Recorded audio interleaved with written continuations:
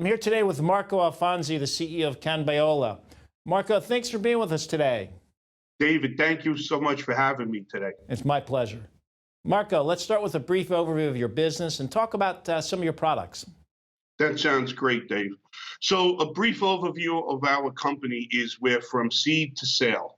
So what we have started this year with our recent acquisition of Green Grow Farms is now that we have 2 licenses in New York State, one for Green Grow Farms and one for Shy Farms that we partnered up with. We grow it right out here in Jamesport. We have about between 80 and 100,000 pounds of biomass that we just harvested this last year. And then what we do is we'll send it over to our pre-existing relationship a mile high that Shy has over in Pueblo, Colorado. And then what we'll do is we'll process it down to isolated distillate. One of the requirements that we do have over at Mile High is that they strip out 100% of the THC, and they use ethanol extraction with medicinal grade alcohol, and they strip out all the terpenes. And the reason is why we strip out the terpenes, we want the purest grade CBD isolate that we can find on the open market, and Mile High provides that with us through Shy Farms. We have a manufacturing Seattle division, which is called Pure Health Products. That's where all our products are made, and we'll get into the products in a moment. But at that point there, what we do is put it through one more proprietary technology. We bring our molecule down to 30 to 40 nanometers. Then what we'll do is we'll buy our terpenes separately. We'll reconstitute them in on a measured basis. So we marry the highest grade CBD we could find, and we give you that entourage effect by marrying the terpenes. That's why we're in 380 physician offices today. So in our product line, we have CANB, which is our pristine product. That's in the 380 physician offices I just mentioned to you. And we have a roll-on, which has been knocking it out of the park. We have a muscle and joint salve, and we make our tinctures from 250 milligrams to 5,000 milligrams. Huge for the oncologist offices. Well, they ask us to make. More importantly, we also have a full line of capsules. So we can do from tinctures, roll-ons, salves, and capsules. We have a full line in our Lacey, Washington facility.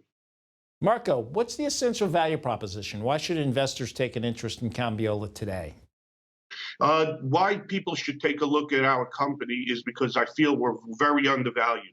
We have an $8 million market cap going into a $22 billion industry in 2020. We feel the growth is there. We have all the pieces of the puzzle, from the grow to our manufacturing to facility to our distribution. So those 3 components alone, we're well ahead of the game on anyone else. And we'll be GMP certified within the next 40 days in Seattle, Washington. Excellent. You also reported nearly 300% revenue growth in the third quarter. What's driving the growth?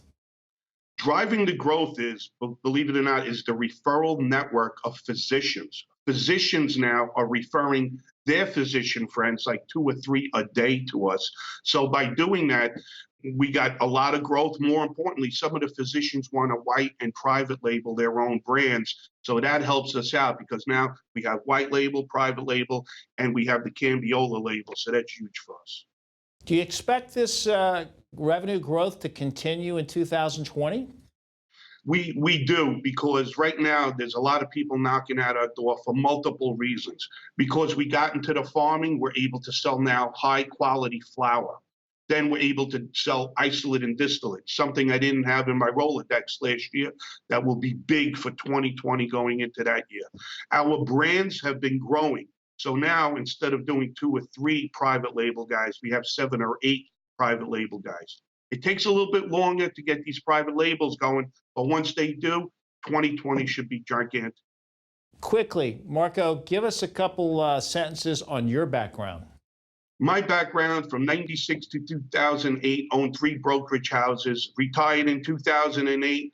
They brought me back in to run this company, but guess what? It's the most exciting, sexy industry I've been in a very, very long time. To recap, Marco, what's the main takeaway for investors today? Undervalued stock, great management, liquidity in the market, and an industry that's going to knock it out of the park next year.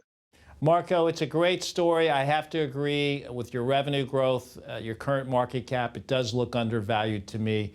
Thanks for sharing the story today. Dave, thank you so much for taking the time out of your busy schedule. Yeah, my pleasure.